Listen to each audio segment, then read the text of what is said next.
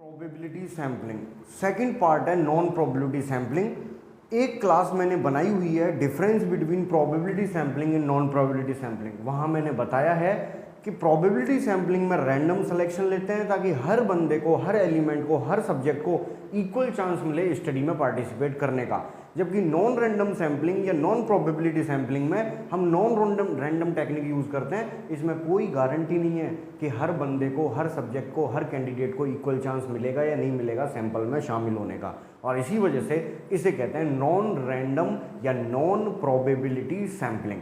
पर क्योंकि वो क्लास बहुत दिन पुरानी हो गई और जब हम स्टूडेंट लाइफ में होते हैं तो 2 दिन बाद ही हम भूल जाते हैं, तो इसीलिए मैंने थोड़ा सा इंट्रोडक्शन लिखा है। जल्दी से शॉर्ट में 2 मिनट में देख लेते हैं दोबारा से नॉन प्रोबेबिलिटी सैम्पलिंग आखिर होती क्या है।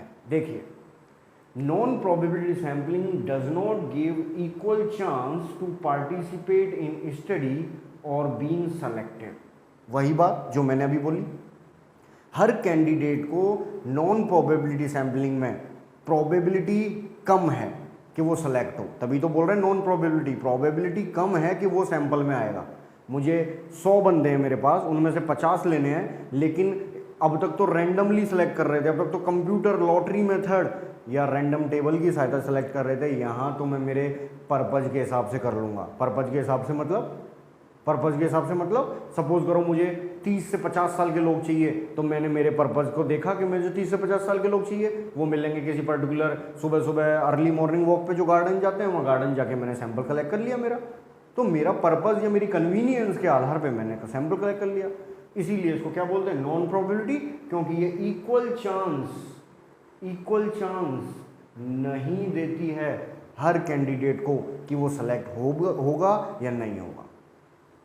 Elements are selected by choice not by chance. ये लाइन बड़ी काम की, अगर इतना भी याद रह गया तो आप नॉन प्रोबेबिलिटी को समझ सकते हैं कि जितने भी एलिमेंट्स मतलब सैंपल में एक एक इंडिविजुअल को क्या बोलते हैं, एलिमेंट्स या सब्जेक्ट। तो हर एलिमेंट्स को हम सेलेक्ट करते हैं बाई चॉइस। बाई चॉइस मतलब मेरी चॉइस यानी मेरे पर्पस के आधार पे सेलेक्ट कर सकता हूँ, मेरी कन्वीनियंस के आधार पे सेलेक्ट कर सकता हूँ, पर नॉट बाई चांस। जबकि बाई चांस किस में हो रहे थे, वो थी प्रोबेबिलिटी सैम्पलिंग, जहाँ हम रैंडमाइजेशन का यूज़ कर रहे थे। यहाँ रैंडमाइजेशन का यूज़ कर ही नहीं रहे, तो यहाँ तो जो सैंपल आएगा वो बाई चॉइस अपने आप ही आएगा।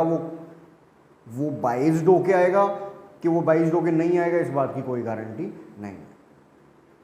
पर्पस या कन्वीनियंस, जो गार्डन वाला एग्जांपल दिया मैंने कि सपोज मुझे ओल्ड एज के पेशेंट चाहिए, ओल्ड एज के क्लाइंट चाहिए, तो मुझे पता है कि ओल्ड एज के क्लाइंट सुबह सुबह अर्ली मॉर्निंग में गार्डन में कहीं ऐसी जगह मिल सकते हैं, तो मैंने कन्वीनियंस के आधार पे वो सेलेक्ट कर लिया। यानी यहाँ पर एलिमेंट्स बाई चॉइस सेलेक्ट किए जाते हैं, ना कि by chance.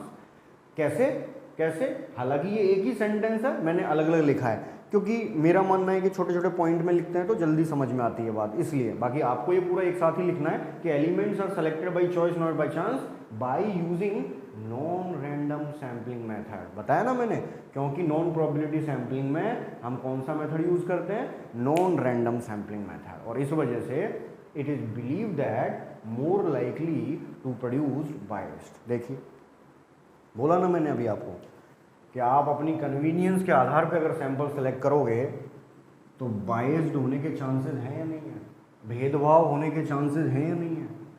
Sample randomly select नहीं करोगे, आपने अपने फेवर का सैंपल ले लिया, तो क्या रिजल्ट में एरर आने की संभावना नहीं है। आपने तो अपना पर्पस ले लिया कि सैंपल अपनी कन्वीनियंस से ले लिया, पर रिजल्ट तो बायस्ड होंगे। क्या वो ट्रू रिसर्च स्टडी होगी, एक्चुअल में तो नहीं होगी। तो मोर लाइकली ऐसा माना जाता है कि नॉन प्रोबेबिलिटी सैम्पलिंग कहीं ना कहीं it does not represent accurate result. However we observe most of the nursing research we are using and usually we use non probability sampling। भले ही इसमें बायस्ड हो रहे हों, भले ही इसका जो सैंपल है वो रिप्रेजेंटेटिव एक्यूरेटली नहीं है, पर आपने देखा होगा कि बहुत सारी नर्सिंग रिसर्च स्टडीज़ में नॉन प्रोबेबिलिटी में कन्वीनियंस या पर्पोजिव सैम्पलिंग ही यूज़ की जाती है। Because we are time bound, because we are money bound, because we are effort bound. हमारे पास, जैसे सपोज आप MSc नर्सिंग कर रहे हैं, सही समय पे आपने रिसर्च या डिसर्टेशन स्टार्ट नहीं किया, टाइम बचा है 6 महीने, उसमें आपको पूरी स्टडी करनी है, उसमें भी आप मनी बाउंडेड हैं, ज़्यादा पैसे को भी ध्यान में रखना है, आपके पास मैन पावर कितनी है, आपका वर्क फोर्स कितना है, कितने एफर्ट लगाने हैं, इन सब में एक रिसर्चर बाउंड होता है एजुकेशन में। तो कहीं ना कहीं वो क्या सोचता है कि रैंडम सैम्पलिंग अगर करूँगा, प्रोबेबिलिटी सैम्पलिंग अगर करूँगा तो बहुत टाइम खर्च हो जाएगा, बहुत पैसा खर्च हो जाएगा, सक्सेसफुल नहीं हुए तो रिजल्ट भी नहीं आएंगे। तो the researcher most of the time he or she is bounded by the time, money and workforce, so usually they prefer non-probability sampling moreover in or nursing profession also।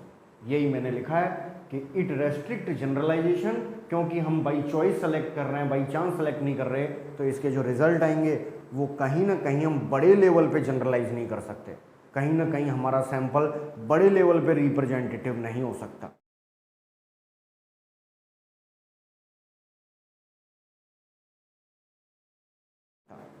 But फिर भी most researcher use it because they are bounded by time, money and workforce. मैंने बता दिया इस line का मतलब, क्योंकि हम बाउंडेड रहते हैं इस वजह से। आपको एक बात याद रखनी है, नॉन प्रोबेबिलिटी सैम्पलिंग में हर एलिमेंट को इक्वल चांस नहीं मिलता। सिलेक्शन कैसे करते हैं सैंपल का? अपने कन्वीनियंस या पर्पस के आधार पे, बाई चॉइस। कैसे? नॉन रैंडम सैम्पलिंग यूज करके। और इसी वजह से रिसर्च क्या होने के चांसेस ज़्यादा रहते हैं? बाइज्ड। और इस वजह से ही हमारी रिसर्च स्टडी इवन हमारे प्रोफेशन में भी ज़्यादा बड़े लेवल पे जनरलाइज नहीं हो पाती। आज की क्लास में हम इतना ही पढ़ेंगे। नेक्स्ट क्लास में इसका यूजेस पढ़ के टाइप्स की तरफ चलेंगे, नॉन प्रोबेबिलिटी सैम्पलिंग के टाइप्स।